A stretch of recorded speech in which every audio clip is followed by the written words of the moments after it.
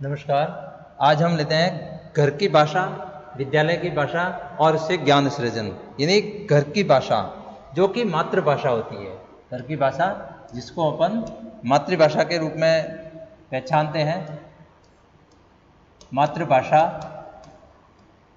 विद्यालय की भाषा जो कि वहाँ की स्थानीय भाषा हो सकती है या वहाँ की राष्ट्रभाषा हो सकती है, राजभाषा हो सकती है। और उन भाषाओं से ज्ञान सृजन किस प्रकार होता है, यानी बालक उनसे ज्ञान किस प्रकार सीखता है, उससे किस प्रकार सीखता है।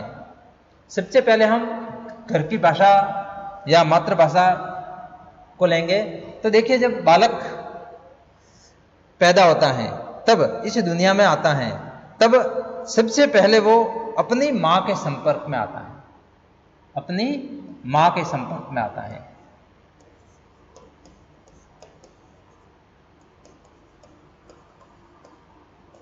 बालक अपनी माँ के संपर्क में आता है सबसे पहले। अब मातृभाषा यानी अपनी माँ से सीखी हुई भाषा, अपनी माँ से सीखी हुई भाषा।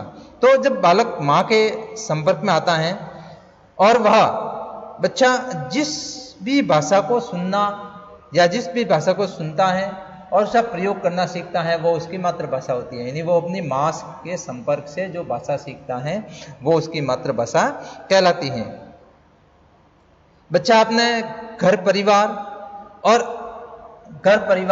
आस पड़ोस, घर परिवार, पास पड़ोस,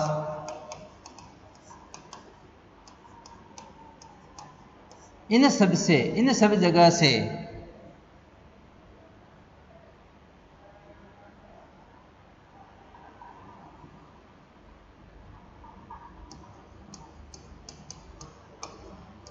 यहां से वह बहुत कुछ सीखता है।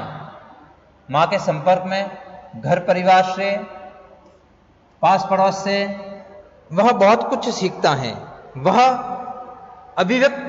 किसी चीज को अभिव्यक्त करना सीखता है, वह अपने भावों को अभिव्यक्त करना सीखता है,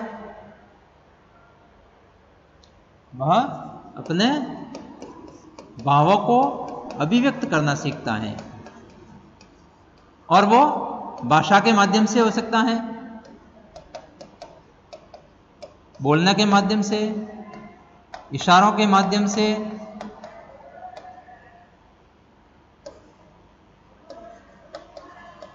किसी न किसी तरह से वह किसी भी प्रकार से अपने भावों को अपने भाव को किस प्रकार अभिव्यक्त करना है वह सीखता है बालक। और उसकी इस अधिगम प्रक्रिया में, यानी अधिगम यानी सीखना, अधिगम प्रक्रिया में, इस सीखने की प्रक्रिया में भाषा सीखना भी शामिल है। वह भाषा सीखता है, अपने घर, अपने आस पड़ोस, समुदाय में विचारों की जो अभिव्यक्ति बच्चा सीखता है वह भाषाओं कहलाती हैं, वह उसकी मातृभाषा कहलाती हैं, जो कि मातृभाषा के माध्यम से होता है। लेकिन भाषा वैज्ञानिक इसे क्या कहते हैं? बोली। मातृभाषा क्या होती है? भाषा वैज्ञानिक जो माध्यम बोलने इशारों से जो भी वह सीखता है, भाषा वैज्ञानिक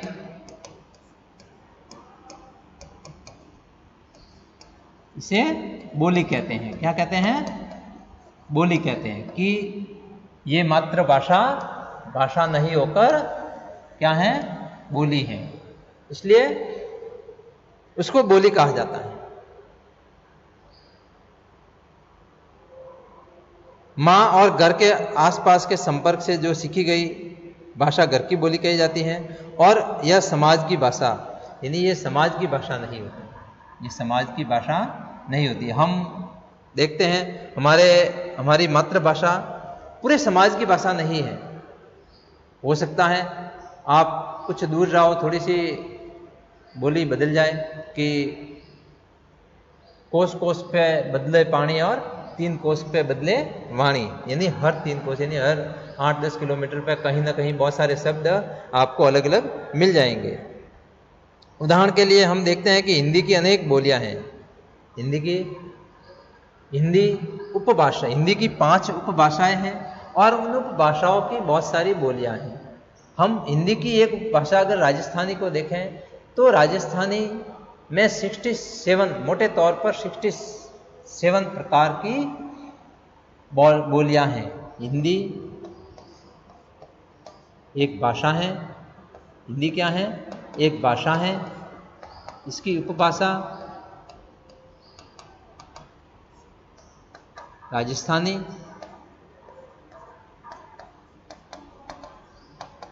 और राजस्थानी की बोलियां विभिन्न प्रकार की बोलियां हैं, लगभग 67 प्रकार की, लगभग 67 प्रकार की बोलियां हैं राजस्थानी की। तो इस प्रकार से ये बोली कही जाती है, ये बोली कही जाती हैं। और विभिन्न प्रकार की बोलियां भी हैं, लेकिन जो मूल जो हिंदी है वो खड़ी बोली, मूल जो हिंदी है वो खड़ी बोली, अवधी और ब्रिज भाषा का रूप है, और ब्रिज भाषा का रूप है।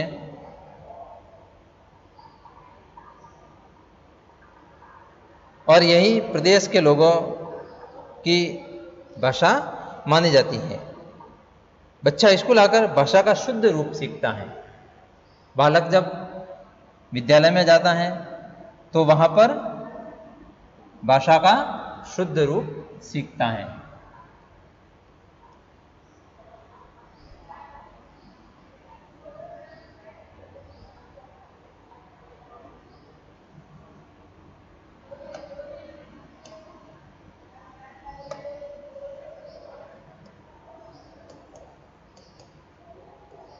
बालक जब विद्यालय जाता है तो वहां पर वह भाषा का शुद्ध रूप सीखता है,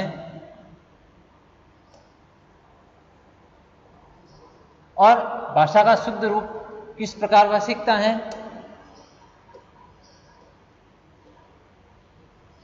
वह वहां की मातृभाषा के माध्यम से, और उससे आगे जब वह भाषा का अध्ययन करता है तो वह भाषा का शुद्ध रूप वहां पर सीखता है।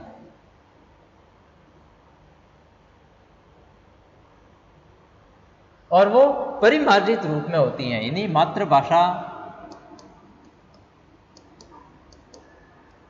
जब परिमार्जित रूप में बालक सीखता है, परिमार्जित रूप में, परिमार्जित रूप में जो भाषा सीखता है वो शुद्ध रूप उसका होता है।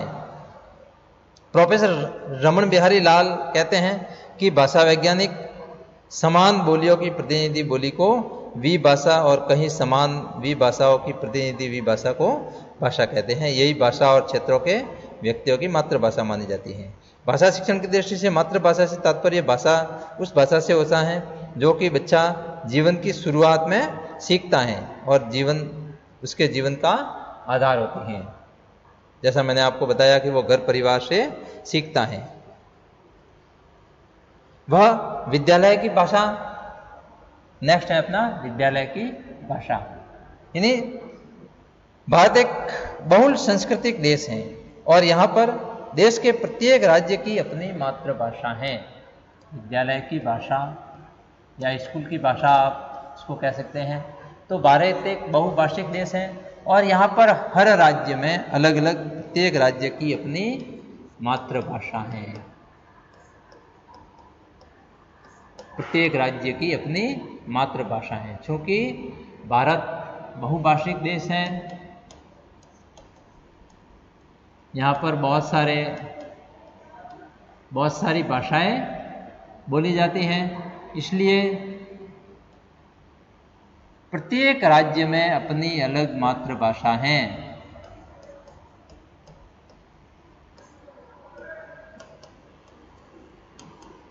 जो कि स्थानीय तौर पर बोली जाती हैं। भारत की भाषिक बहुलता को देखते हुए यहाँ पर पूरे क्षेत्र में एक ही भाषा को शिक्षा और प्रशासन की भाषा नहीं बनाया जा सकता, क्योंकि भारत एक बहुभाषिक देश है, इसलिए शिक्षा की एक ही भाषा यहाँ पर नहीं बनाया जा सकता। और यहाँ की जो शिक्षा है वो अलग अलग प्रांतों में अलग अलग भाषाओं में अपनी अपनी मातृभाषाओं में भी दी जाती हैं। उसके साथ साथ यहाँ पर देखिए 3 भाषाओं में शिक्षा दी जाती है। एक तो मातृभाषा या स्थानीय भाषा उसको कह सकते हैं,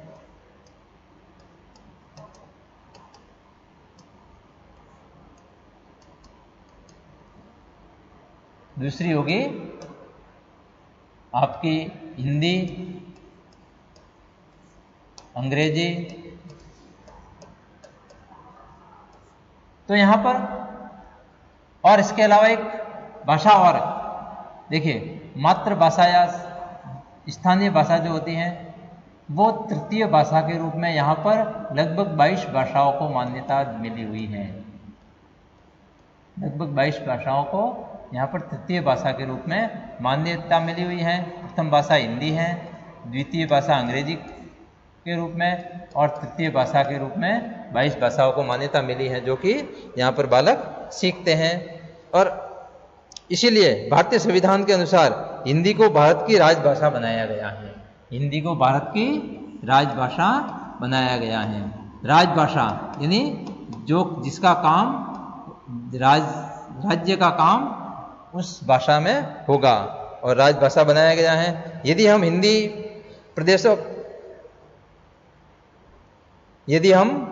हिंदी भाषी प्रांतों को देखें तो हिंदी वहाँ पर मातृभाषा और राजभाषा दोनों ही हैं। अहिंदी भाषी प्रदेशों में हिंदी को अन्य भाषा के रूप में पढ़ाया जाता है। अहिंदी भाषी प्रदेश की राजभाषा, कहीं प्रदेशों में तो अहिंदी प्रदेश यानी जहाँ हिंदी नहीं चलती है वहाँ की राजभाषा भी हिंदी नहीं है। लेकिन भारतीय संविधान में इसको भारत की जो एक संपूर्ण भारत की जो है वो राजभाषा इसको घोषित किया गया है। भारतीय संविधान के प्रावधानों में अंग्रेजी को सहभाषा के रूप में, अंग्रेजी को द्वितीय भाषा के रूप में, अंग्रेजी को द्वितीय भाषा के रूप में, सहभाषा के रूप में स्वीकार किया गया है। और एक तृतीय भाषा जिसके अंदर 22 भाषाओं को मान्यता मिली हुई है। इस प्रकार यहाँ पर त्रिभाषा सूत्र, इसको क्या कहते हैं? त्रिभाषा सूत्र कहा जाता है। त्रिभाषा सूत्र कहा जाता है। और इन त्रिभाषा सूत्र के माध्यम से बालक ज्ञान प्राप्त करता है। कोठारी आयोग ने भारत में भाषाई विविधता को स्वीकार करते हुए यहाँ पर माध्यमिक स्तर पर भी 3 भाषाओं के शिक्षण को अनिवार्य माना। कोठारी आयोग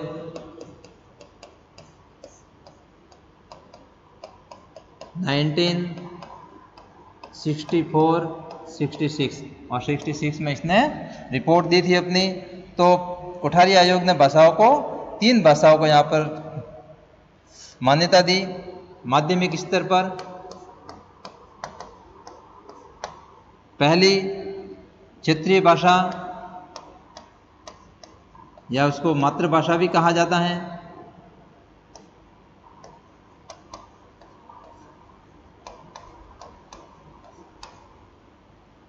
दूसरी हिंदी और तीसरी विदेशी भाषा जो कि अंग्रेजी। इस प्रकार से 3 भाषाओं को मान्यता मिली हुई है। कोई एक विदेशी भाषा,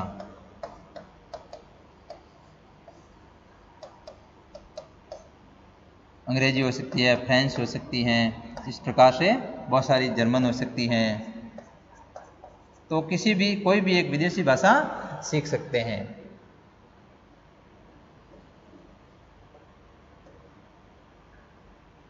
नेक्स्ट हम लेते हैं ज्ञान सृजन।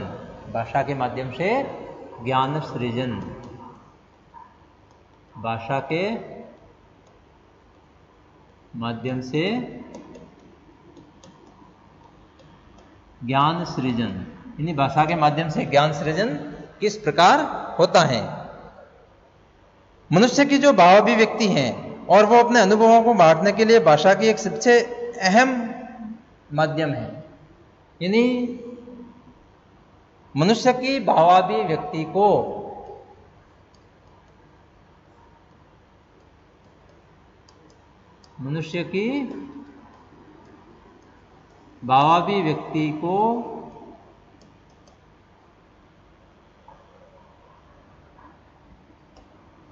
वह दूसरों में बांटता है, भावाभिव्यक्ति को वह दूसरों में बांटता है और उसके लिए भाषा एक अहम माध्यम है। बांटने का भाषा मुख्य साधन है। भाषा क्या है? मुख्य साधन है।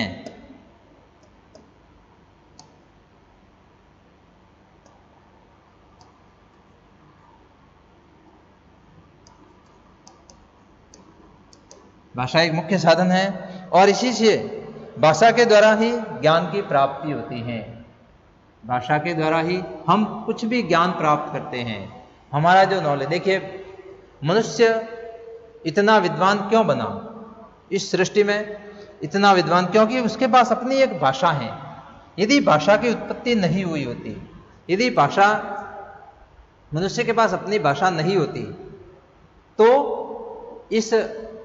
ये मनुष्य आज इतना आगे, मनुष्य की इतनी प्रगति नहीं होती। भाषा का बहुत ही अहम रोल है मनुष्य की प्रगति और विकास करने में।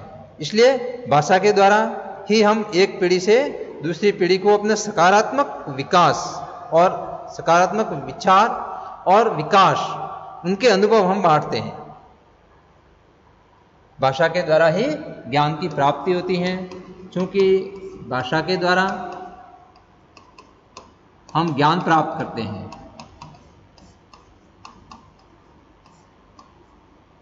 हम ज्ञान प्राप्त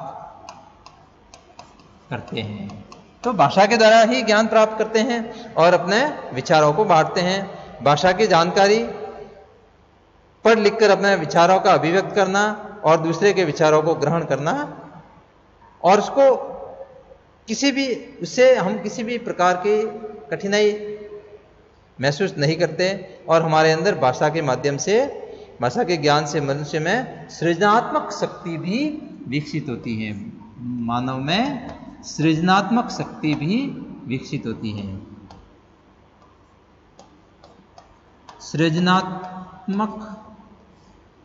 आती है। यानी सृजनात्मकता क्या है? किसी भी चीज को अपनी तरह से समझना,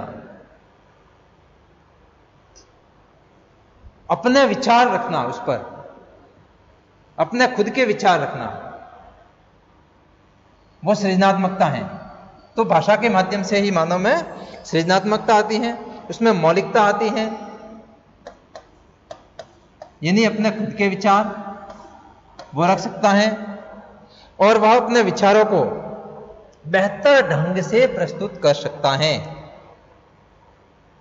भाषा के माध्यम से ही व्याकरणिक स्वरूप, वाक्य रचना, वर्तनी और काव्य रचना का ज्ञान होता है। भाषा के माध्यम से ही व्याकरण, भाषा का जो व्याकरणिक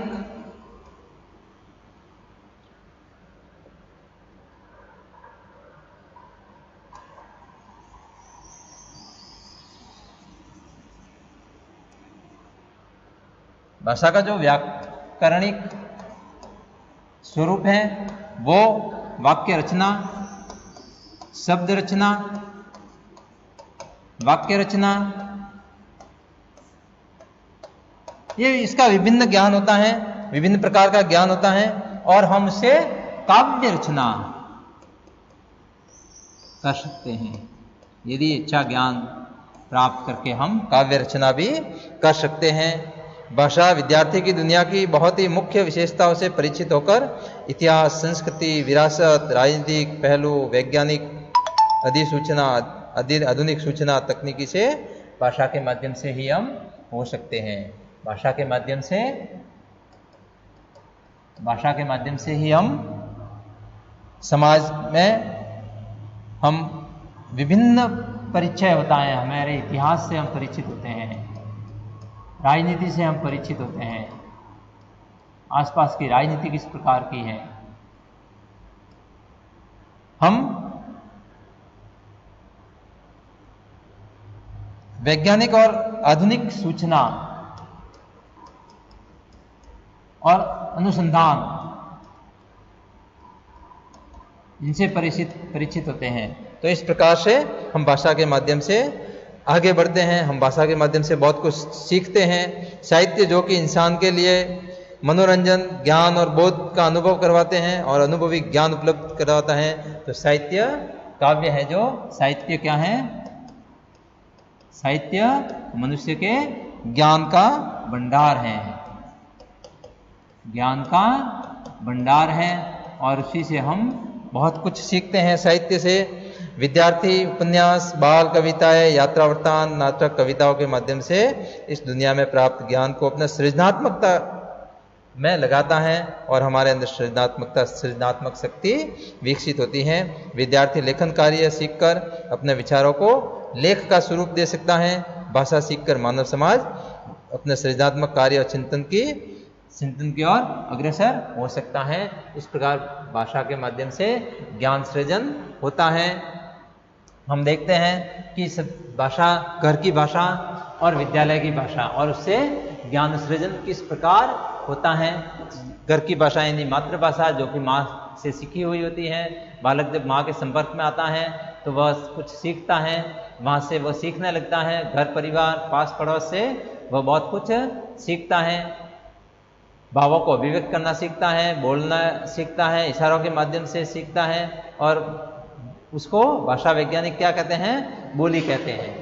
जिसको जो कि भाषा वैज्ञानिक उसको बोली कहते हैं। देखिए बोली क्या है कि जैसे हिंदी अगर भाषा है तो उसकी उपभाषा राजस्थानी, और राजस्थान की जो अलग अलग बहुत सारी जो अलग अलग बोलियां बोली जाती हैं वो बोलियां कहलाती हैं। प्रकार से विद्यालय की भाषा, चूँकि भारत एक बहुभाषिक देश है और यहाँ पर मातृभाषा को परिमार्जित रूप में वो सीखता है विद्यालय में जाकर, और इसलिए प्रत्येक राज्य की अपनी मातृ, यहाँ पर क्योंकि बहुभाषिक होने के कारण यहाँ पर प्रत्येक राज्य की अपनी मातृभाषा है। लगभग भारत में 22 भाषाओं को तृतीय भाषा के रूप में मान्यता दी गई है, जहाँ पर प्रथम भाषा हिंदी है, द्वितीय भाषा अंग्रेजी है और सहभाषा मातृभाषा है, जिसको त्रिभाषा फॉर्मूला कहते हैं। कोठारी आयोग ने भी इसको माना था। माध्यमिक स्तर पर 3 भाषाएं सीखनी चाहिए, एक क्षेत्रीय भाषा, एक हिंदी भाषा और तीसरी कोई भी एक विदेशी भाषा हो सकती है, जर्मन हो सकती है, फ्रेंच हो सकती है, अंग्रेजी हो सकती है। तो इन 3 भाषाओं की शिक्षा माध्यमिक स्तर पर दी जानी चाहिए और इन भाषाओं के माध्यम से वो बालक अपना ज्ञान सृजन करता है। वह इतिहास सीखता है, वह राजनीति सीखता है, वो वैज्ञानिक अनुसंधान के बारे में सीखता है और जो साहित्य है उससे ज्ञान का, साहित्य में तो ज्ञान का भंडार भरा रहता है, ज्ञान का सागर है साहित्य। इसलिए भाषा के माध्यम से वो व्याकरणिक शब्द रचना और वाक्य रचना सीखकर वो खुद भी काव्य रचना करने लगता है। ये भी एक उसमें सृजनात्मकता शक्ति विकसित होती है और वह अपने भावाभिव्यक्ति को दूसरों में बांटता है। उसके मुख्य साधन भाषा ही है, भाषा के द्वारा वो ज्ञान प्राप्त करता है और इससे सृजनात्मक शक्ति विकसित होती है, उसमें मौलिकता आती है और वो बहुत ही आगे बढ़ सकता है। इस प्रकार से भाषा, घर की भाषा, विद्यालय की भाषा और उससे ज्ञान सृजन बहुत ही अच्छी